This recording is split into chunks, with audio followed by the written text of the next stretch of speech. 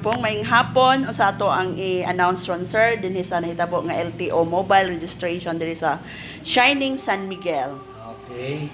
Ang ato karong kuan pauna magpasalamat ta sa atong mayor nga ang yung mayor hindi naghatag siya ang mihangyo nga iyang mahatagan og luag ang iyang mga katawhan sa pagkuha karon sa mga lisensya kay baro siya medyo lisod.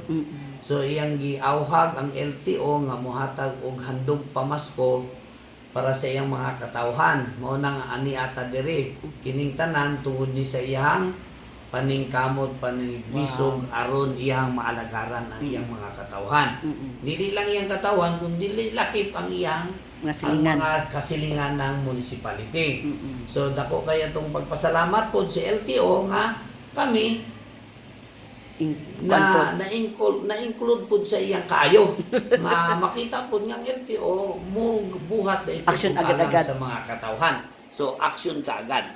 So katong tanan na nakakuha na og mga student permit na unta kani student permit atong tadayon nang ihatag pag-abot the same day. Pero ang atong machine nga gikan sa Sambuanga mo atong gamiton wa man ang madala kay tungod ang among sakyanan para atong intended para ato ay para magdi moabot og San Miguel. Baka dito na lang may maka-outreach ani dapit sa Bitali. So mo to na desisyonan namo nga ingon ani lang ang pamaagi kay lisod pud namo i-postpone kay naka-commit naman mi pud kay mayor. Okay. So karon ang atong mga katong nakakuha na o naka-file na sa mga student permit para sigurado gyud mong maabot nga unyag mayaw-yawan mi og wala pa.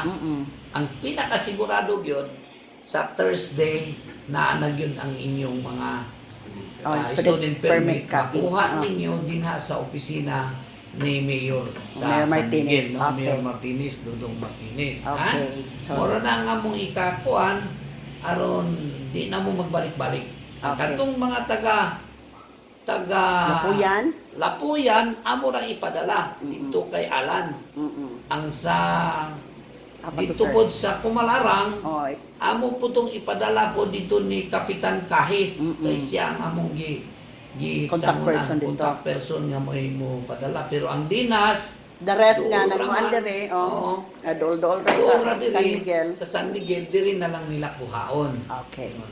So sige. Salamat kay Sir Gampong gyud no sir no nagahin gyud mo oras. So mo gini sakto gini sir amo ang tagline God bless San Miguel og Shining San Miguel. Dahan salamat sa imong team sir. Nagahin gyud og panahon. God bless.